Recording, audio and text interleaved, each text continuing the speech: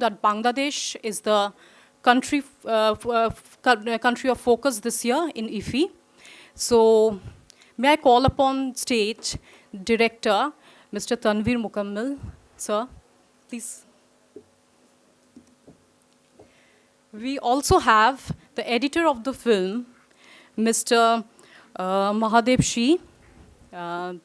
Mahadev Shi has also worked in a number of films, films of India, Bengali films, as well as films of Bangladesh. May I call upon stage Mr. Shi, sir, please.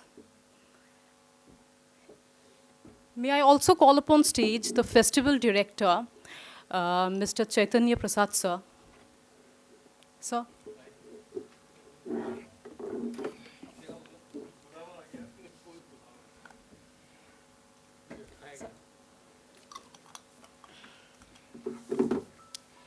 We are also privileged to have here amongst us the costume director and casting director of the film, I'm sorry. Yeah. Costume designer and casting director of the film, Mrs. Chitralekha Guha. And we also have the chief assistant director of Nodir Banke, Mr. He's also the art director, Mr. Uttam Guha. Now, to speak about the synopsis of the film, it is a film about a left-wing leader who, like a Greek tragic character, fought against his destiny all along his life.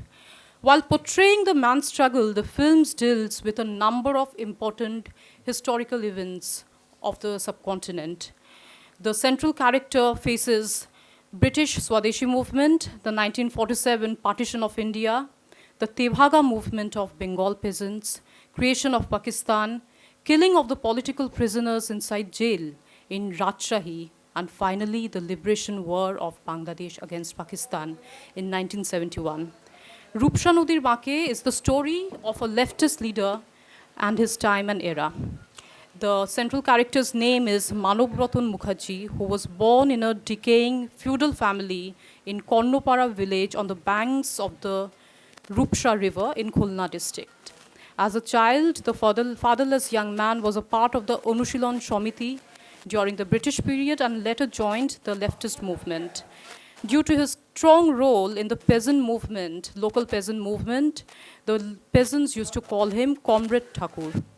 So Manav Ratan lived a turbulent life amidst prison torture and various struggles, first during the British rule and later during the East Pakistan period. The greatest achievement of his life was to save bighas of agricultural land for the farmers by building a dam. And his most horrible experience was being an eyewitness to the shooting of inmates in Khapra jail ward at Rajshahi in 1950 during the East Pakistan period. Now this is about the movie. Speaking about the director, he's a highly acclaimed filmmaker of Bangladesh who has won the Ekushe Padok. So am I right? Yeah. Ekushe Padok and the National Award of Bangladesh for 10 times for his films, for his acclaimed films like Nodin Nam Madhumati. It's a 1995 film and the title translates into English as The River Named Madhumati. Chitra Nodir Pare, 1999 film. It translates into Quiet Flows the River Chitra. And Lal Shalu in 2001, which translates into English as The Tree Without Roots. He's also currently the director of Bangladesh Film Institute in Dhaka. Editor Mahadev Shi is a graduate of Film Institute, FTII in Pune. His acclaimed works include Shrimanto Rekha, a 2017 documentary film, Shesh Songbad, The Last News of 2016, Onuranon, which is an Indian Bengali film of 2006. And oh yes, pardon me, I forgot to mention that Sir has won National Film Award once in Bangladesh. Sir, you have won the National Film Award 10 times. Yes. You have mentioned that. Yes, I'm sorry. About yes. Okay. Please pardon me. Okay, speaking about the casting director and costume director, Chitralekha Guha, she has won the National Film Award of Bangladesh once. and worked in a number of films with Sir. And she's a reputed actress as well. And uh, and the chief assistant director is also a winner of National Film Award in Bangladesh. 9 times. Oh, okay. For 9 times. I'm sorry, I got. And so before we hear the opening remarks from the director himself, let me inform that we are taking online questions. This is being streamed. This press conference is being streamed in PIB India YouTube channel, and we are also taking online questions. So now over to you, sir, for the opening remarks about the film. Thank you, Sriyanka Chakraborty, and thank you all. I thank IFFI for inviting myself and my film unit. It's an immense pleasure to be in Goa. And we are more happy because this year, as you know, that Bangladesh is the country of focus, and we thank IFFI for that. And which could have been a befitting year, because this is the 50th year of the liberation of Bangladesh, and also the 50th year of the diplomatic relations between India and Bangladesh. So we are very happy to be here, and this focus on Bangladesh. You know that 2 of our films will be shown, Quite Close the River Rupsha and the drama Chibon Thuli. You all are most welcome to watch those films, and more or less the same unit, we have made the film few years back. That is also on the backdrop of Bangladesh Liberation War. So Rupsha Nodir Banke, you can say that this is a film about a star-crossed left-wing leader. He had all the dedications, he had all the qualities, but time was against him. He was running against the tide, and that's why, as she mentioned, that to me, myself, he was kind of a Greek tragic character, that whose fall was inevitable, but not any fault of his own. So he was killed in he participated in the Swadeshi movement against the British. He was serving poor people during the famine in 1943, tried to resist the riots in 1946-47, then the creation of Pakistan came. Then there was inhuman torture on the leftist people and progressive people during the Pakistan era. And one of the worst examples, there was jail killing, which is supposed to be the most safe place for an inmate. There in 1957, left-wing people were killed in Rajshahi jail, which is a historical fact, and he happened to be witness there. So he went through all these harrowing experiences, and then in 1971, then he was almost an old man, he was murdered by the Islamic fundamentalists, and there the film ends. So it's a biopic, but fictional biopic. Thank you very much. So now you are free to ask questions. Before we take questions, I request the festival director, Mr. Chaitanya Prasad, for his kind remarks. Good afternoon. I won't take much of your time, but I'll only like to say that IFFI is extremely honored and privileged to have this country focus segment from Bangladesh. This proves very auspicious for us because of the 50 years of diplomatic relations between India and Bangladesh. It also presents another facet of South Asian identity, where you have bridging of relations, you have a kind of a new collaborative network which is coming out through the medium of cinema, and most importantly that we are trying to build a bridge of excellence through cinema post-pandemic. So this is something which will go down in history, and the quality, I happened to watch the opening film for half an hour because I had something else to do. It was quite a moving film, and especially the recitation of the poem and the song in the beginning. I won't give you more secrets, but it is something that you have to watch yourself. Extremely moving. So if somebody who's not been introduced to movies from Bangladesh, I think this is a wonderful occasion to understand how filmmaking has no boundaries in terms of presenting theme, content, ideas. And I'm sure this initiative of ours will take the whole relationship of cultural integration between the two countries through the medium of cinema. Thank you very much, sir, for being here and giving us an opportunity to showcase films from Bangladesh. Thank you very much. So now let us open the floor for questions. And please introduce yourself before asking the question. So who will ask the first question? Yes, sir, please. Hello. Yeah. So one thing I just want to talk about this film, this film is very much relevant for this festival also because the theme is very common, the story also very much common story of India also. And one interesting aspect of Tanvir's filmmaking, we have been working for the last 20 years together. I've edited all his films, documentary, feature film. Maybe we have a similar kind of ideology, we believe in a certain kind of values and all.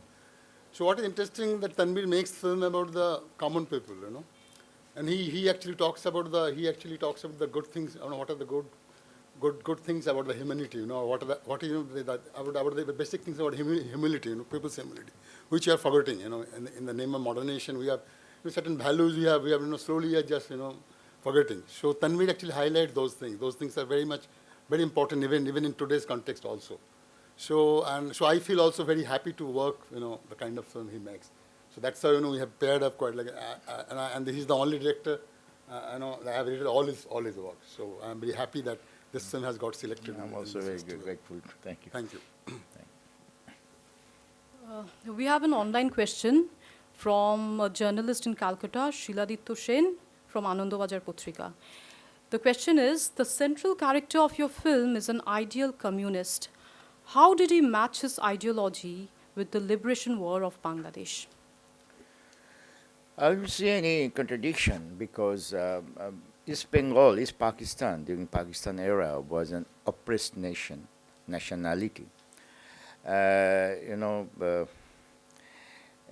nation when it is suppressed and it has all the right to be emancipated, to be liberated. And if we are familiar with the literature of Lenin, he wrote volumes, even a booklet also, the rights of self-determination of the religious minorities, small ethnicities, different nationalities, and which, not only wrote, he also made it possible when they created the Soviet Union.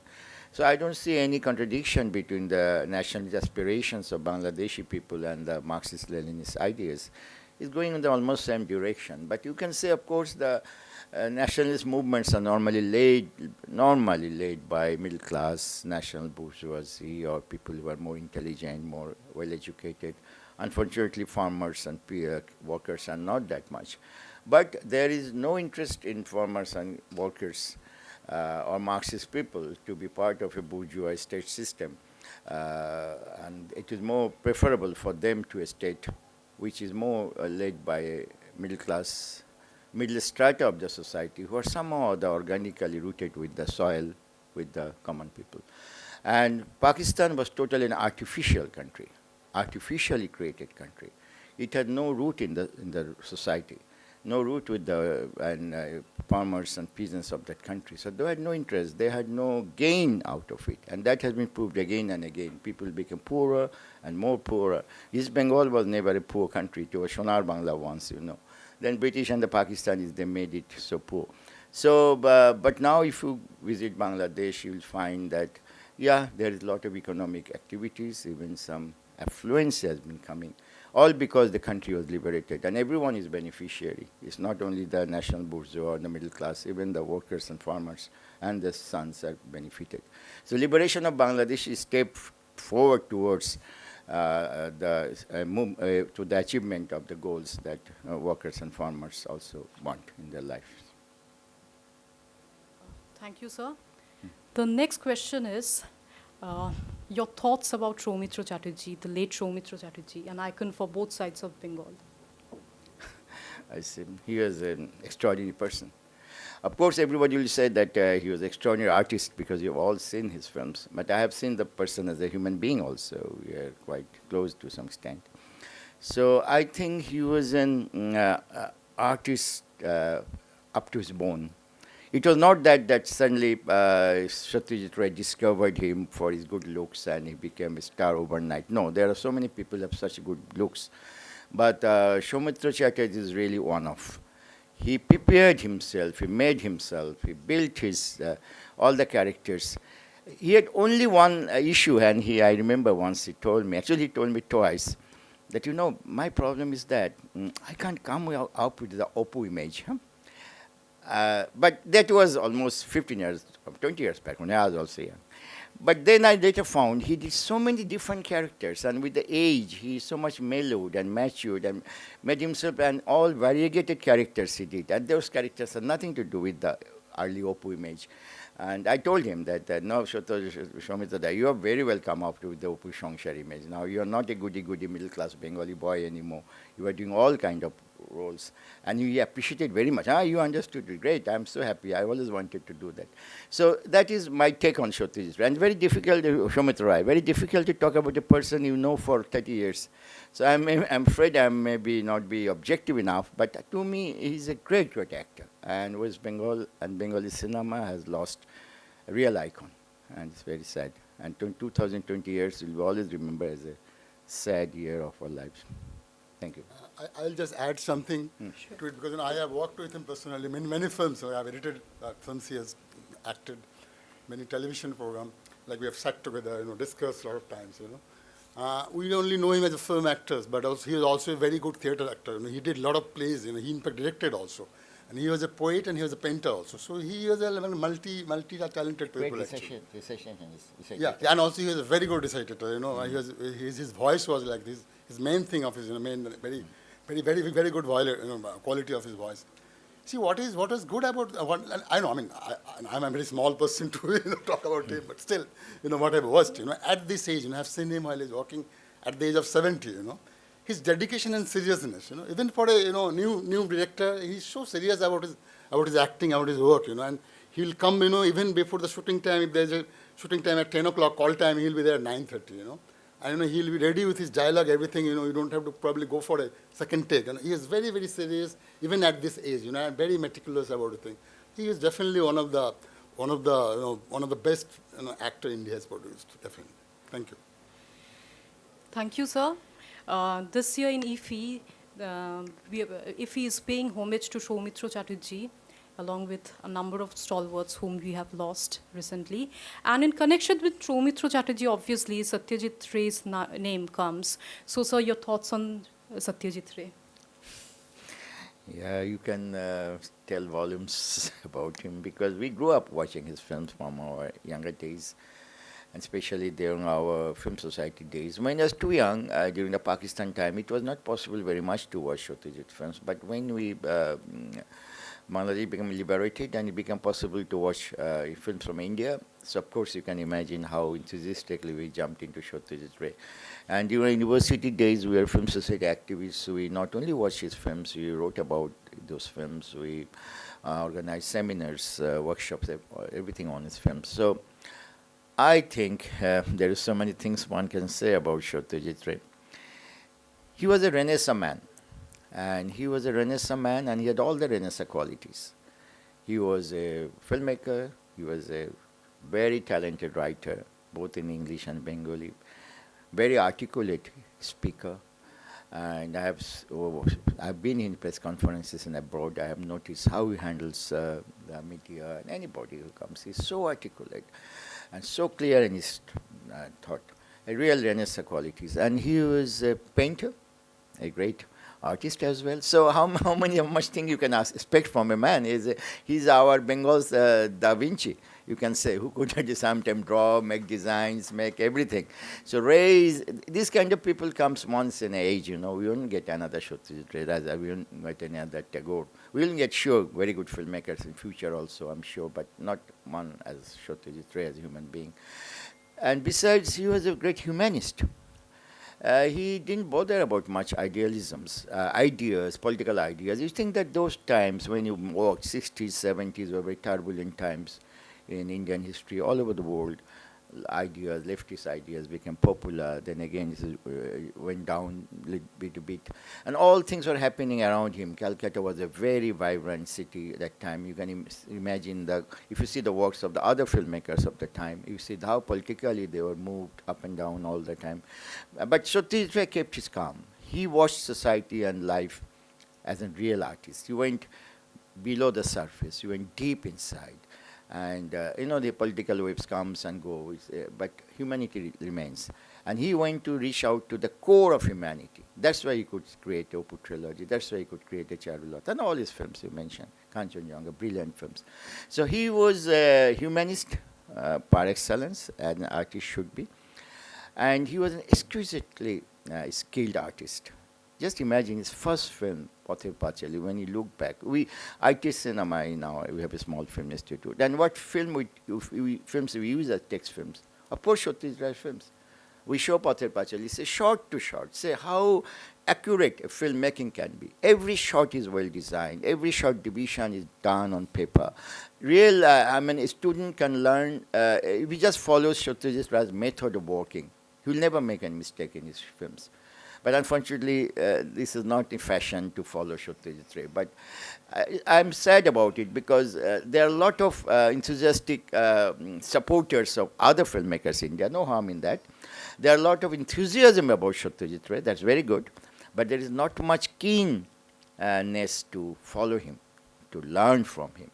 And that is we, the South Asian filmmakers, have to do that. I'm talking about South Asian because the social milieu Chhattisgarh dealt with is same with us. So even his stories, his Opu Shangsher, when Opu went to, where did he went when he married? He went to Khulna, my district from Bangladesh. And so all the landscapes, the same river, Bhairab River, which little down came the name as Rupsha, which my film's name is. So we deal with the same geography, same locale, same society, same human beings. Maybe religion might be different, but that's not a big issue in the world of art. So we'll always have to get back to Chhattisgarh again. Another things I would say, so many things we can talk about him. Nature. Who portrayed nature better than Chhattisgarh? Not only in Bengali cinema, in world cinema. I can tell it I'm very positive about it. Except in Renoir. You'll never find any stalwart in world cinema who have dealt so much with nature and so beautifully presented Bengal nature, Indian nature to the world. We are very grateful to them. Through Chhattisgarh lenses, we understood how beautiful our country is. We are not aware of that before even. So nature, his approach towards women, very progressive, very modern man, much modern than any so-called we modern men. He looked women as a human being first, then as a woman. Most of our artists, most of our writers make a huge mistake. They make as a kind of a separate category, and then make all the mistakes of, belittling her or not understanding her at all. So women are human beings first, and in cinema it is Chhattisgarh. Just imagine the characters he dealt with, Indit Thakur, Durga, Charulata, Bimola. I can say names like 20 names. Each woman is a human being first. Then she is what she is. So this is something new in Indian subculture. Because of our mythology is different, our religion, everything. We say they deal with women, something's coming from Mars or something special category, and then make all kind of mistakes. And these are all, they all are meant more or less to exploit women more, psychologically and other ways. So Chhattisgarh is a very modern man, a Renaissance man, a humanist person, and a great artist. So I think we all the time we learn from him. I also every day I learn from him as a filmmaker. Thank you very much. Thank you, sir. And as you were saying, so who other than Satyajit Ray as a filmmaker inspires you? Globally or disappointing? Globally or Indian filmmaker you would like to? Globally, I won't say much because there are so many, so it will be just a long list of names. But filmmakers you are familiar with, let me tell you, of course, Hrithik Ghatak, another stalwart from our subcontinent, and we are very proud as a Bengali that we have produced two of the giants of world cinema in Bengal, Chhattisgarh Ray and Hrithik Ghatak. Two are completely with different temperaments. Two kinds of artists. We always had this kind of artists. The rebel, the Hrithik Ghatak, the artist with immense depth and look life more optimistically, Chhattisgarh. So these two kind of artists are always there in the world. And if you ask me, really, it might be a dream It should be a dream for every Bengali filmmaker or any filmmaker. If I could have Ritik's passion and Shotru's perfection, that is impossibility, but that is a dream. If you could have Shotru's perfections and Ritik's passion. That's all I can say. We have a question here, please. I am Nikhil Deshmukh, Assistant Director INB Ministry. First and foremost, I would like to welcome you all to India. My question is related to your film. It's a biographical historical film which spans over 3 to 4 decades yearly.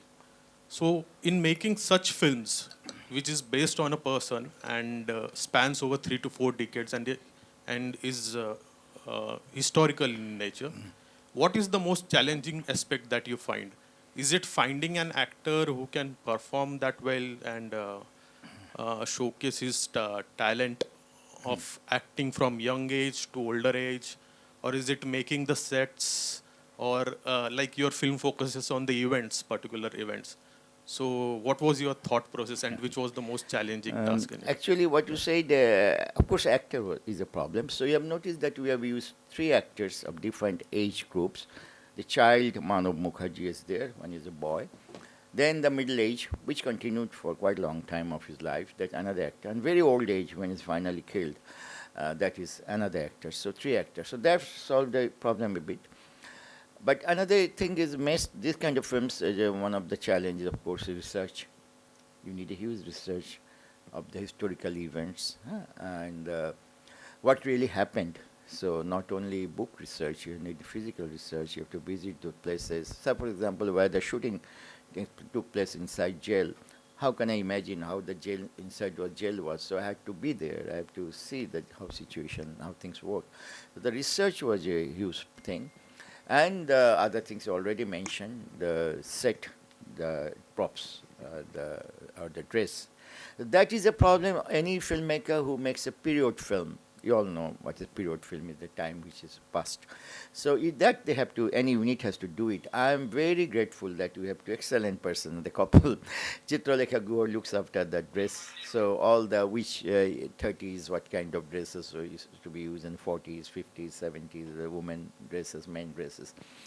And which class of people you are talking about? Middle class use one kind of dresses, the working people, farmers, peasants use another kind of.